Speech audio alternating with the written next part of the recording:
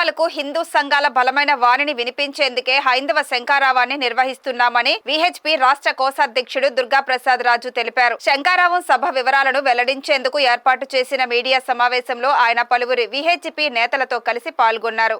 ఈ సందర్భంగా దుర్గాప్రసాద్ రాజు మాట్లాడుతూ సనాతన ధర్మ బోర్డు అనే విశ్వ హిందూ పరిషత్ చాలా కాలంగా అడుగుతోందన్నారు. దేవాలయాలలో అన్య మతస్థులను తొలగించాలని, ట్రస్ట్ బోర్డుల్లో రాజకీయ నాయకుల ప్రమేయం వద్దని కోరారు. హిందూ దేవాలయాలను హిందువులే నిర్వహించుకునేలా స్వయం ప్రతిపత్తి కల్పించాలన్నారు. అలాగే హిందూ దేవాలయాల ఆదాయం దేవాలయాల కోసమే వినియోగించాలని స్పష్టం చేశారు.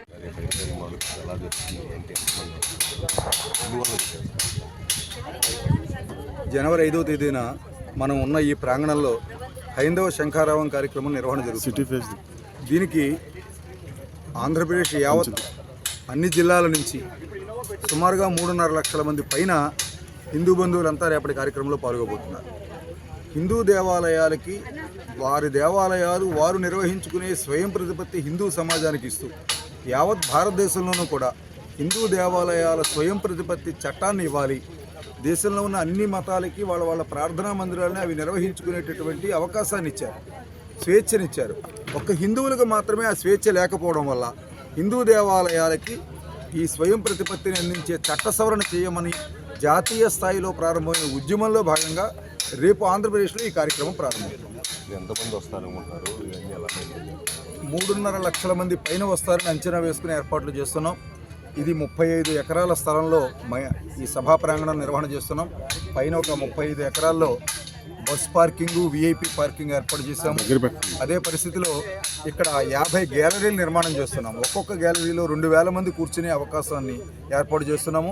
అటువంటి 50 గ్యాలరీలో 1,00,000 మంది కూర్చుని సభను తిలకించే విధంగా, మరొక 2 నుంచి 3 లక్షల మంది నిలబడి సభను తిలకించే విధంగా ఏర్పాట్లు చేస్తున్నాము.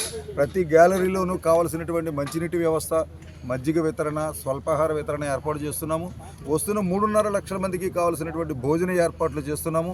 వాటికి కావలసినటువంటి అన్ని సౌకర్యాలు అందించడం కోసం పార్కింగ్ల విషయంలో కూడా 4 రూట్లను నిర్ణయించి ఆ 4 రూట్లలోనూ కూడా ఇలా విశాఖపట్నం నుంచి వచ్చే వాళ్ళంతా కూడా గన్నవరం విమానాశ్రయం ముందు పార్కింగ్ చేసుకునేలాగా, ఇటు విజయవాడ వైపు నుంచి వచ్చే వాళ్ళంతా కూడా ఈ లోపల పార్కింగ్ చేసుకునేలాగా ఈ పక్కని, అలాగే దక్షిణ ఆంధ్ర నుంచి అంటే కర్నూలు, అనంతపురం, తిరుపతి అటు నుంచి వచ్చే వాళ్ళందరూ కూడా తమ బస్సుల్ని ఇక్కడ పార్కింగ్ చేసుకునేలాగా, రైల్లో వచ్చేవాళ్ళు మిగిలిన బస్సులు 8 గంటల తర్వాత వచ్చే బస్సులని కూడా కేసరపల్లిలో పార్కింగ్ చేసుకునేలాగా, అటు సాగరమాల రూట్లో వచ్చే వాళ్ళందరూ కూడా కేసరపల్లి అవతల వైపుని కంకిపాడు రూట్లో పార్కింగ్ చేసుకునేలాగా, ఎక్కడ ఇటు వెస్ట్ బైపాస్ నుంచి వచ్చే వాళ్ళంతా కూడా ఈ సభా ప్రాంగణానికి అటువైపున పడమర వైపున పార్కింగ్ చేసుకుని ఏర్పాటు చేస్తున్నాం. ప్రతి పార్కింగ్లోనూ భోజన కౌంటర్లు ఏర్పాటు చేస్తున్నాం. వాళ్ళు దిగిన వెంటనే భోజనం చేసి సభా ప్రాంగణంలోకి వచ్చేలాగా 10 రైళ్లలో, అలాగే సుమారు 4,800 బస్సుల్లో, అలాగే 10 నుంచి 15,000 కార్లలో, 18,000 బైకుల్లో ఇవాళ ఈ కార్యక్రమానికి అందరూ కూడా. క్రిస్టియన్ దేశాల్లో, ముస్లిం దేశాల్లో దేవాలయాల మీద దాడి జరగట్లేదు. హిందూ దేశంలో హిందూ దేవాలయాల మీద దాడి జరుగుతుంది. ఈ ప్రశ్నకి నాణ్యానికి 2 వైపుల కోణం ఆలోచించాలి. ఒకటి, ఏం జరిగినా హిందువులు ఏమీ పట్టించుకోలేనే ఉదాసీన వైఖరి ప్రభుత్వాలకి. కాబట్టి అన్ని ప్రభుత్వం చేస్తుంది, మన మీద ఎవరైనా కొడితే అది మన పని కాదు, ప్రభుత్వం పనిని ఉదాసీనంగా ఉండే వ్యవస్థ హిందూ సమాజంలో నెలకొంది. కాబట్టి ఈ సంవత్సరాలు పోరాటం చేసిన తర్వాత రిలాక్స్ మూడ్లో హిందువులు ఉన్నారు, ప్రభుత్వము దీన్ని పట్టించుకోని మూడ్లో ప్రభుత్వాలు ఉన్నాయి. కాబట్టి హిందువుల యొక్క రక్షణ హిందువులు చేసుకోవాలన్న ఆలోచన హిందూ సమాజానికి రావడం కూడా అవసరం. అటు అన్నీ ప్రభుత్వం చేయలేదు. దేవాలయాలు భూములు అమ్మేస్తుంటే మనం ఉదాసీనంగా చూస్తూ ఉంటే ప్రభుత్వమే కాపాడుతుంది అనుకోవడం వల్ల ఈవేళ భారతదేశంలో సుమారుగా 45 నుంచి 48% భూములు అన్యాకృతం అయిపోయాయి. కాబట్టి ఈ వ్యవస్థ మారాలి అంటే ఇది హిందువులు నిర్వహించుకున్నప్పుడే జరుగుతుంది.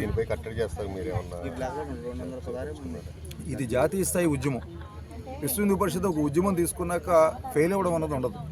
ఉదాహరణకి రామసేతును బద్దలు కొట్టొద్దని ఉద్యమం చేశాం, అది ఆగిపోయింది. తిరుమల 7 కొండలు చేయొద్దని ఉద్యమం చేశాం, అది ఆగిపోయింది. 2 కొండలు చేసినటువంటి జీవో నిలిచిపోయింది. అయోధ్యలో రామాలయ నిర్మాణం చేయాలని ఉద్యమం చేశాం, ఆలయ నిర్మాణం జరిగింది. అమర్నాథ్ భూములు వెనక్కి ప్రభుత్వం తీసేసుకున్నట్టు భూములు వెనక్కి దేవాలయానికి ఇవ్వాలని ఉద్యమం చేశాం, అది జరుగుతోంది. కాశీమి పోరాటం చేశాం, పురావస్తు శాఖ తవ్వకాలు జరుగుతున్నాయి. అలాగే మధురమి పోరాటం చేస్తున్నాం, మధుర పురావస్తు శాఖ తవ్వకాలు జరుగుతున్నాయి. కాబట్టి అది చట్టబద్ధమైనది, న్యాయబద్ధమైనది, ధర్మబద్ధమైనది, సత్యబద్ధమైనది అయితేనే విశ్వ హిందూ పరిషత్ ఆ ప్రాజెక్ట్ టేకప్ చేస్తుంది. కాబట్టి ఈ ప్రాజెక్టులో చట్టము న్యాయము కూడా ఉన్నది. రాజ్యాంగం 12వ ఆర్టికల్ 25, 26 ఆర్టికల్ ఒక మతానికి సంబంధించిన ప్రార్థనా మందిరాల నిర్వహణ ప్రభుత్వం చేయకూడదని స్పష్టంగా ఉంది. అయినప్పటికీ ప్రభుత్వాలు వాటిని పక్కన పెట్టి దేవాలయాలు గుప్పిట్లో పెట్టుకుంటున్నాయి. కాబట్టి హిందూ సమాజంలో ఈ మార్పు కోసం చేసే ఒక గొప్ప ధార్మిక స్వతంత్ర పోరాటం ఇది. ఈ కార్యక్రమంలో పాల్గొన్న గోకరాజు గంగరాజు మాట్లాడుతూ శంకారావం సభకు సుమారు 5 లక్షల మంది వస్తారని అంచనా వేస్తున్నామని, అందరికీ సరిపోయేలా ఆహారం, మంచినీరు మొదలైన ఏర్పాట్లు చేస్తున్నామని చెప్పారు. దేవాలయాలకు స్వయం ప్రతిపత్తి కల్పించాలని, హిందువుల గళాన్ని ఈ సభలో వినిపిస్తామని చెప్పారు. మరి రేపు ఆదివారం 5వ తారీఖు హైందవ శంకారం పేరుతో విశ్వ హిందూ పరిషత్ ఒక బ్రహ్మాండమైన సమావేశం ఇక్కడ ఏర్పాటు జరిగింది. కేసరపల్లిలో 30 ఎకరాల్లో ఒక పెద్ద బహిరంగ సభ కోసం ఏర్పాట్లు పూర్తి అయిపోయినాయి. పార్కింగ్కు సుమారు 3.5 లక్షల మంది దీంట్లో పాల్గొంటారని మేము భావిస్తున్నాం. ఇంకేదంటే మా లెక్క ప్రకారంగా సుమారు 4,000 బస్సులు వివిధ ప్రాంతాల నుంచి బయలుదేరుతున్నాయి. వాళ్ళందరూ ఏ బస్సులో ఏ ప్రాంతం నుంచి వస్తున్నారు, వాళ్ళు ఎక్కడికి వెళ్ళాలి, ఎక్కడ ఉండాలి, ఏ రోడ్లో రావాలి అనేది కూడా అన్నీ కూడా వాళ్ళకి చెప్పడం జరుగుతుంది.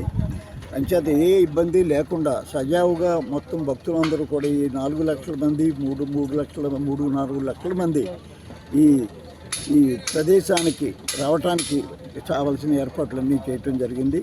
వాళ్ళందరికీ కూడా భోజన ఏర్పాట్లు కూడా చేయడం జరిగింది. ఇంచేత ఈ మీటింగ్ బ్రహ్మాండం. ఇది మన ప్రాంతంలోనే ఇంకా ఏమన్నా ప్రాంతాల్లో ఇది మరి ఇప్పుడు ఇంచేతంటే ఇది స్వయం ప్రతిపత్తి.